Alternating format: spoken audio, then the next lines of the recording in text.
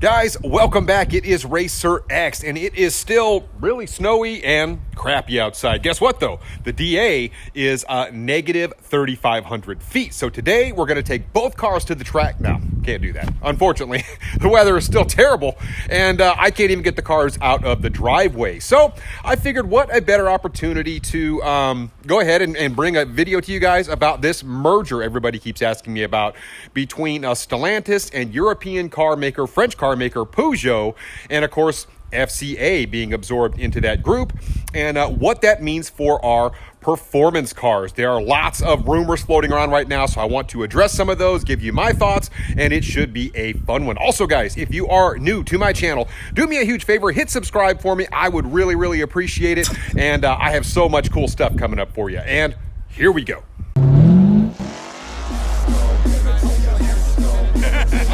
We got the 1,000 horsepower Hellcat.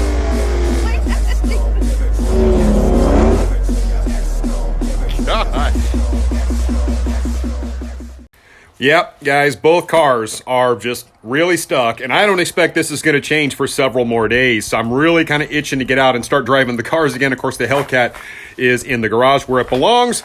So now, safe and warm in my office. It's 65 degrees warmer in here than it is out there. So unfortunately, this is where I'm going to have to do this. But I do want to go ahead and talk a little bit about the elephant in the room, and that is SRT, the Street Racing and Technology Division, has officially been dissolved. And this thing has been around since like 2002.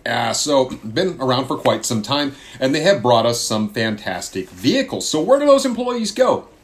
Supposedly, those employees were kind of sent out to different parts of the company to do different things. Only the people that work inside of FCA, now Stellantis, are going to actually know the answer to that question. And it may depend on the individual and their skill set. But what I do know is this could have some implications for us as consumers.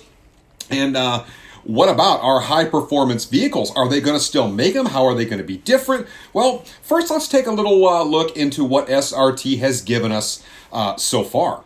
So back in the day, say 2002, you had some different groups out there within Dodge and Chrysler that were sort of doing their thing. You had the Viper group.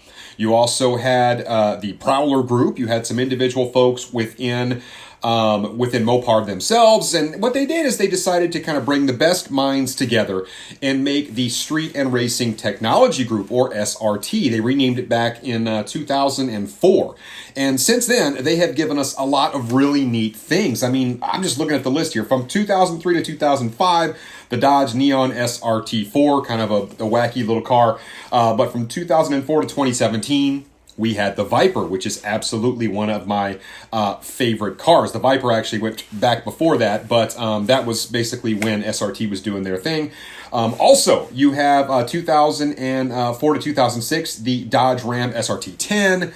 05 and 06 gave us the Crossfire, the Chrysler Crossfire SRT6, which is kind of a weird one as well. And then, of course, from 2005 to 2014, we had the Chrysler 300C SRT8. I really wish they still made that one.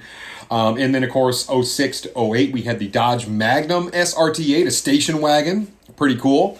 And then from 08 to 2014, of course, we started getting into the SRT8 stuff. And you kind of go up from there, right? So we had the 2015 to the present, we have the Hellcat. In 2018, they gave us the Trackhawk. They gave us the Demon. Of course, now we've got, the Durango.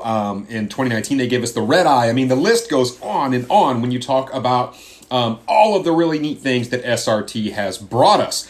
Now, of course, SRT has been dissolved. So what does that mean? So one of the more alarming things that I want to bring up is the fact that Peugeot, which is a French car manufacturer, is now the parent company over FCA, also going to be Dodge, Jeep, Chrysler, Ram. And these guys, they're very progressive when it comes to electric vehicle technology. They're putting a bunch of money into that.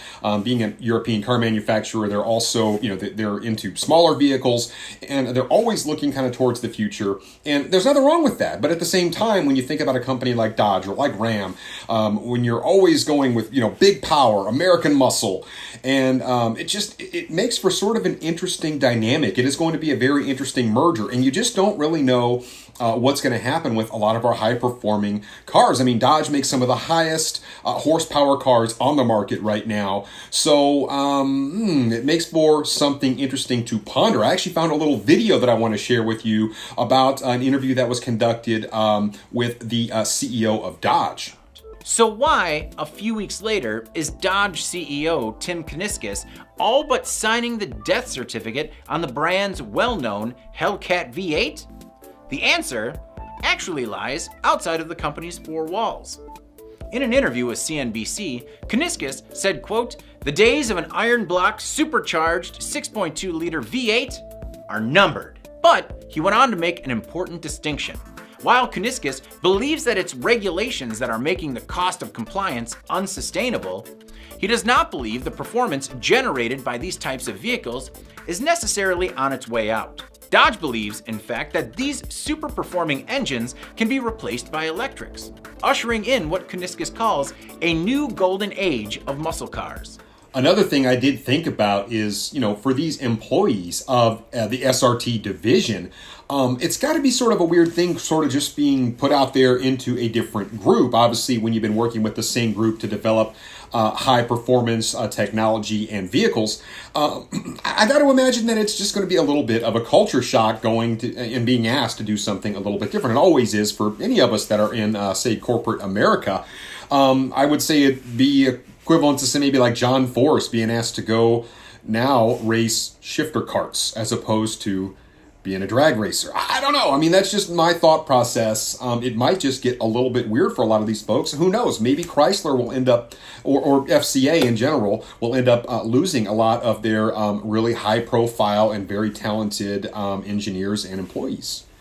So does this mean that you should rush right out and get the Hellcat before it is gone? Well, I don't want to kind of spread mass panic here because there is a little bit of good news when I sort of look at the broader picture. So let's take Ford, for example. They had something similar in their SVT division, right, which has now been dissolved, but yet they're still coming out with some really neat things. Of course, you've got the Raptor, you've got the GT350, the GT500. They're continuing to put out high-performing vehicles despite the fact that the SVT group had been sort of dissolved, if you will. They still have people over there doing their thing. Chevy, they're putting out some extremely cool Corvettes. They're still, at least for now, making the Camaro, and they still make performance vehicles that are actually pretty darn awesome, and they don't have a special division set aside for that very thing. At least they don't label it as that, right? Inside of GM, they probably do have some folks that work in that similar capacity, but they don't have a specific division